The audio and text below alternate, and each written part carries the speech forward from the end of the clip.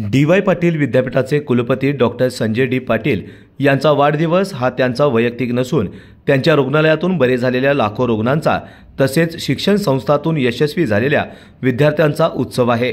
Doctor Sanjay D. Patil यांचे समाजासाठी असलेले योगदान मोलाचे असल्याचे गौरवोद्गार नोबेल शांतता पुरस्कार विजेते सामाजिक कार्यकर्ते डॉक्टर कैलास सत्यार्थी यांनी काढले। शिक्षण, आरोग्य आणि शेती या क्षेत्रामध्ये बहुमूल्य योगदान देणारे डी.वाय. पाटील ग्रुपचे अध्यक्ष तथा कुलपती डॉक्टर संजय डी. पाटील यांच्या 61 प्रसंगी आयोजित गौरव सोहळ्यात ते बोलत होते। या कार्यक्रमाच्या अध्यक्षस्थानी खासदार श्रीमंत शाहू छत्रपती महाराज होते। यावेळी बोलताना कैलास सत्यार्थी यांनी सध्या संपूर्ण जग अनेक समस्यांनी ग्रासलेले आहे। माणसामध्ये दरी निर्माण होत आहे। मानवता मागे पडत असल्याने मानवता टिकवून देशातील प्रत्येक नागरिकांना आपल्यातील करुणाभाव जागृत करून लोकहिताचे कार्य करावे। इतरांचे दुःख दूर करण्यासाठी नैतिक जबाबदारी आणि नैतिक उत्तरदायित्व आपसूक येते आणि समस्यांचे प्रभावी निराकरण होते। तोच खरा नेता आणि सामाजिक कार्यकर्ता असतो। याच भावनेतून डॉक्टर संजय डी. पाटील आपलं कार्य करत आहेत, असंही यावेळी कैलास सत्यार्थी म्हणाले।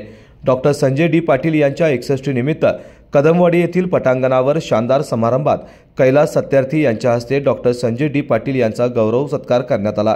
यावेळी Padmashri doctor D Y. Patil, Shantadevi D. Patil, doctor Sumedha Satyarthi, doctor P. D. Patil, Vaijayanti Sanjay Patil, आमदार सतेज उर्फ बंटी डी. पाटील, आमदार जयंत आचगावकर, शिवाजी विद्यापीठाचे कुलगुरू doctor DT. Shirke, DY. Patil ग्रुपचे विश्वस्त ऋतुराज पाटील, डी.वाय. पाटील अभिमत विद्यापीठाचे कुलगुरू डॉक्टर आर.के. मुदगल, कृषी व तंत्र विद्यापीठाचे कुलगुरू डॉक्टर के. प्रतापन, डी.वाय. पाटील इंटरनॅशनल युनिव्हर्सिटीचे कुलगुरू डॉक्टर प्रभात रंजन, कार्यकारी संचालक डॉक्टर ए.के. गुप्ता, कुलसचिव doctor V. Bhosale, doctor Bhalba Vibhute, अधिष्ठाता डॉक्टर आर.के. शर्मा, आकुर्डीचे कॅम्पस डायरेक्टर अमित विक्रम यांच्यासह पुढारी माध्यम समूहाचे चेअरमन डॉक्टर योगेश जाधव, संचालिका डॉक्टर स्मितादेवी जाधव, प्रताप चव्हाण पाटील, मेघराज काकडे, देवराज पाटील, सुप्रिया चव्हाण पाटील, डॉक्टर भाग्यश्री पाटील, राजश्री काकडे, भारत पाटील, पृथ्वीराज पाटील, तेजस पाटील, देवश्री पाटील, पूजा पाटील, वृषाली पाटील आणि कुटुंबीय विविध क्षेत्रातील मान्यवर मोठ्या संख्येने उपस्थित होते।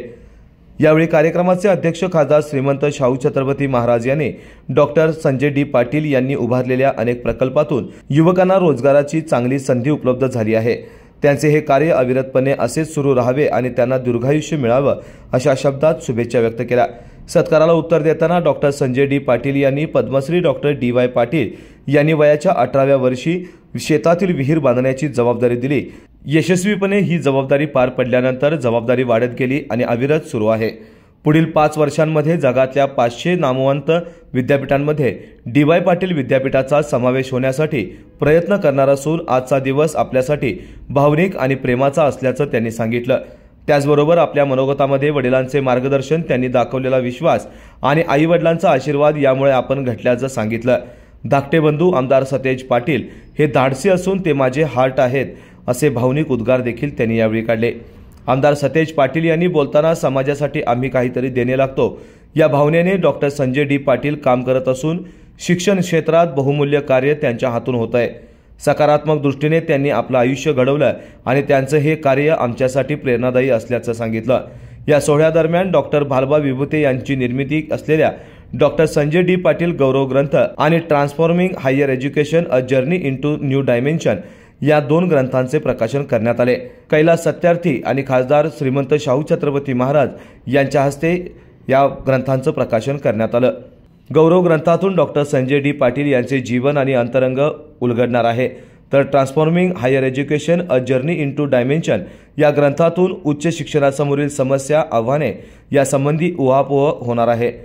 राष्ट्रीय आणि आंतरराष्ट्रीय पातळीवरील उच्च शिक्षणाचे धोरण ठरवतानाही हा ग्रंथ मोलाचा ठरणार असल्याचं डॉक्टर भालबा विभूते यांनी सांगितलं। या सोहळ्याला विविध क्षेत्रातील मान्यवर मोठ्या संख्येने उपस्थित होते। अशाच नवनवीन अपडेट पाहण्यासाठी आमच्या KK न्यूज चॅनेलला सबस्क्राइब करा।